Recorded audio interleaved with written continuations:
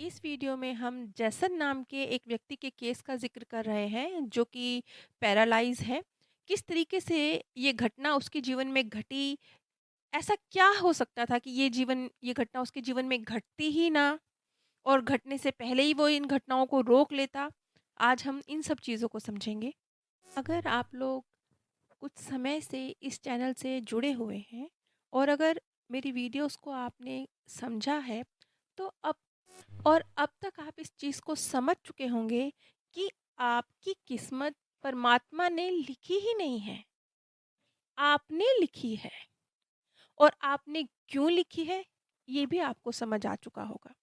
और उससे भी ज़्यादा महत्वपूर्ण बात कि ये जो आपकी जीवन है, इसमें चाहे आप डेस्टिनी लिख के लाए हैं, सोल प्लान जन्म से पहले बना के आए हैं, तो भी कदम कदम पे, हर कदम पे आपको अपॉर्चुनिटी मिल रही है। जो बना बनाया प्लान है उसको भी अगर आप रीसेट करना चाहते हैं, उसमें भी अगर आप चेंजेस करना चाहते हैं, तो आप कर सकते हैं। अब आप देखिए कि परमात्मा ने हर हाल में कलम आपके हाथ में थमाई है, हर हाल में। चाहे आपने बर्थ से पहले अपनी लाइफ की प्लानिंग की हो, चाहे आपने धरती पर आने के बाद अपनी जो डेस्ट अब जैसन की इस कहानी को आगे बढ़ाने से पहले मैं एक चीज़ आपको बताना चाहूँगी कि जैसे जैसन का जब एक्सीडेंट हुआ, तो उसकी पत्नी ने उन्हें सीपीआर दिया और उनकी जान को बचाने की कोशिश की। अब उनकी वाइफ बहुत महत्वपूर्ण रोल प्ले कर रही है, क्योंकि जैसन की वजह से जैसन की लाइफ तो उथल-पुथल हुई, वो तो ठीक है, उसका तो लाइफ प्लान। लेकिन डेबिना जो उसकी वाइफ है, उसकी लाइफ टोटली चेंज हो गई, बिल्कुल, बिल्कुल बदल गई। उसका रोल भी उतना ही महत्वपूर्ण है जितना जैसन का। इस वजह से क्योंकि ये प्लान 2 लोगों ने मिल के बनाया है। मम्मी तो इस प्लान से एग्ज़िट हो गई, जैसन की मम्मी ने तो इस प्लान में शामिल होने से इनकार कर दिया। इसलिए ये घटना जो कि घट सकती थी उस वक़्त भी 8-9 साल का था जब जैसन, तब घट सकती थी, लेकिन नहीं घटी, क्योंकि उसकी मम्मी ने इस प्लान का हिस्सा बनने से इनकार कर दिया। फिर आई यंग एज में जब जैसन था, उस एज में डेबिना जो कि उसकी वाइफ़ थी, उसके ऊपर बहुत बड़ा असर पड़ा उसके इस एक्सीडेंट का। तो जब वो उसे सीपीआर दे रही थी, उस वक़्त डेबिना के हाथ में भी एक अपॉर्च्युनिटी थी कि वो अगर कोशिश ना करती जैसन को बचाने की, उसे सीपीआर ना देती, उसे जो इंस्टेंट जो मदद की ज़रूरत थी, वो ना मिलती, तो शायद उसी वक़्त जैसन की जान चली जाती। लेकिन उस मोमेंट, अब ये चीज़ हमें समझ नहीं आएगी, लेकिन उसी मोमेंट जेसन के सबकॉन्शियस माइंड नहीं, डेबिना के सबकॉन्शियस माइंड और उसके मार्गदर्शक के बीच एक बार फिर बातचीत हुई है कि डेबिना, तैयार हो इस टास्क के लिए, मुश्किल है, कर लोगी? फिर डेबिना के सबकॉन्शियस माइंड ने कहा है, हाँ, मैं कर लूँगी। इसलिए सिर्फ़ जैसन नहीं, डेबिना के हाथ में भी इसकी पावर थी। क्यों? क्योंकि डेबिना की लाइफ़ पर भी तो बहुत ज़बरदस्त असर है इस चीज़ का। तो अंत तक ये जो हादसा हुआ जैसन की लाइफ़ में, इसे हम कोई और रूप दे सकते थे। जैसन और डेबिना इसको कोई और रूप दे सकते थे। पूरी संभावना थी, अगर जैसन और डेबिना का सबकॉन्शियस माइंड इस घटना से इनकार करता, तो जैसन की मृत्यु उस एक्सीडेंट में हो जाती। और इस सारे केस में से एक चीज़ और बहुत महत्वपूर्ण है, जिसे हम कहते हैं एहसान। जब कोई हमारे लिए कुछ कर देता है, तो हम एहसान वाली फीलिंग में चले जाते हैं। ये फीलिंग भी बहुत अच्छी नहीं है।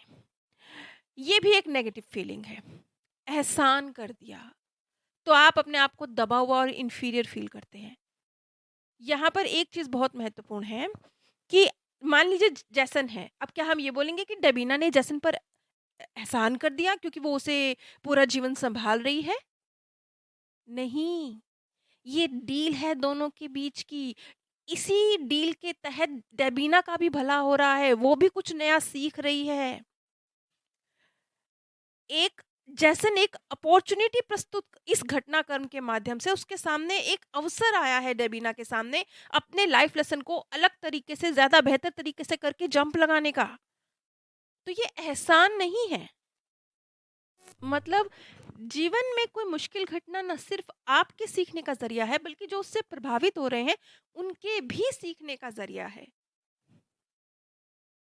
तो अब जैसे कि एक सवाल मेरे पास आया था, नीचे कमेंट बॉक्स में भी आया था कि ये जो डील होती है, जीवन में कुछ घटना घटती है और जैसे कि मैंने कहा कि कदम, तो एक हल्के से कोने में जैसन की आवाज़ आई थी कि मत जाओ। अब मुझे अच्छी तरह से पता है इस वक़्त जो लोग इस केस को समझ रहे हैं उनके मन में एक सवाल पैदा होने वाला है। उन्होंने ये कहना है, क्योंकि हकीकत यही है, इंसान को ना हर चीज़ शॉर्टकट में चाहिए, मेहनत नहीं करना चाहते हम। हम सोचते हैं कि जैसे हम चाहते हैं ना कि, और इसी चीज़ का फ़ायदा बहुत सारे लोग उठाते भी हैं। ख़ैर, अब जैसे जैसन की लाइफ में एक घटना घटी तो उसके मार्गदर्शक ने हल्का-सा, उसके सबकॉन्शियस माइंड ने एक बहुत धीमी-सी, दबी-सी आवाज़ में उसको आगाह भी किया। अब वो सुन लेता अपनी आवाज़ को और पलट देता अपनी किस्मत को, रोक देता इस हादसे को, नहीं हुआ ना ऐसा? क्यों नहीं हुआ?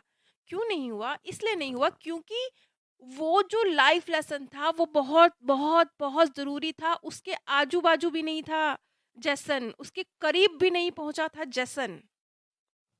इसलिए अपने सबकॉन्शियस माइंड की आवाज़ वो नहीं सुन सका, ना ही उसका सबकॉन्शियस माइंड इस हद तक पावरफुल हो गया था कि वो इस आवाज़ को सुन पाता। वरना हमारे स्पिरिचुअल गाइड तो कदम-कदम पर हमें गाइड करते हैं, हम उनकी गाइडेंस नहीं ले पाते ना। क्यों नहीं ले पाते?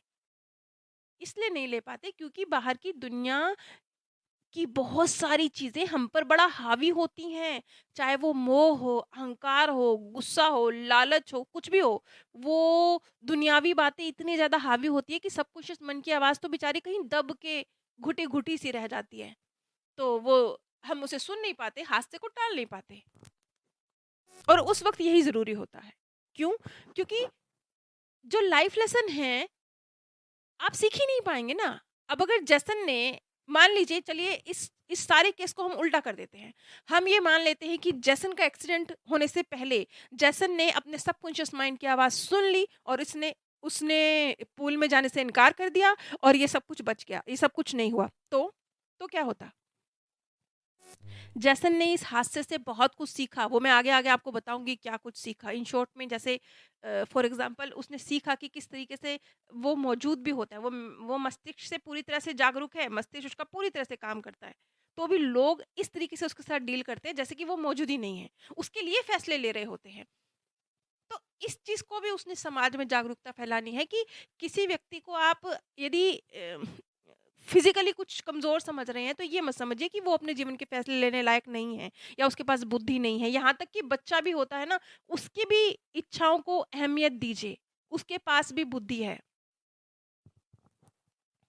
अब ये विषय से थोड़ा हम हट रहे हैं, तो हम वापस अपने विषय पे आते हैं कि जैसन ये सब कुछ सुन लेता, तो क्या होता?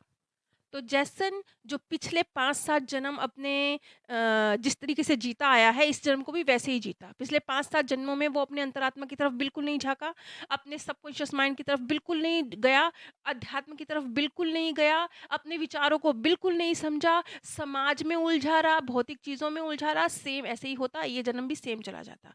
और अगर जैसन के साथ ये होता तो ये जन्म में मान लीजिए वो फेल हो गया।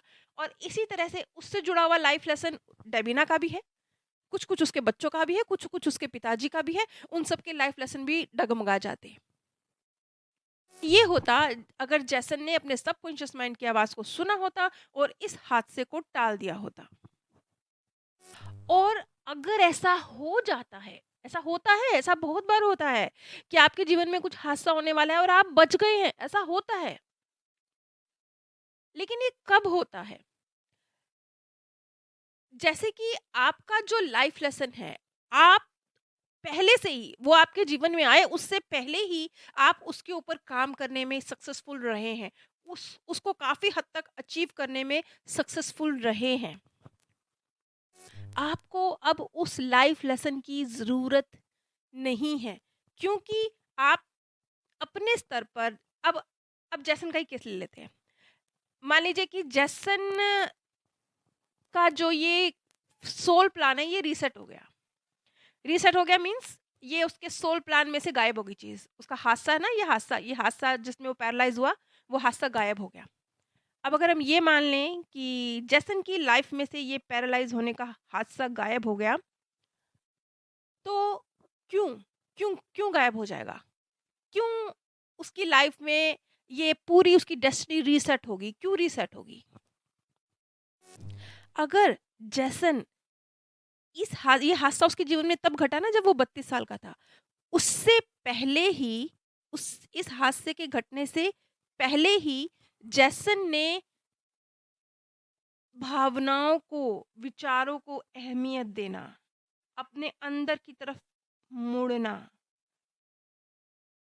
चीज़ों को भौतिक दृष्टि से कम और आध्यात्मिक दृष्टि से ज़्यादा देखना, अपने मन की उलझनों को खुद एक अलग तरीके से सुलझाना,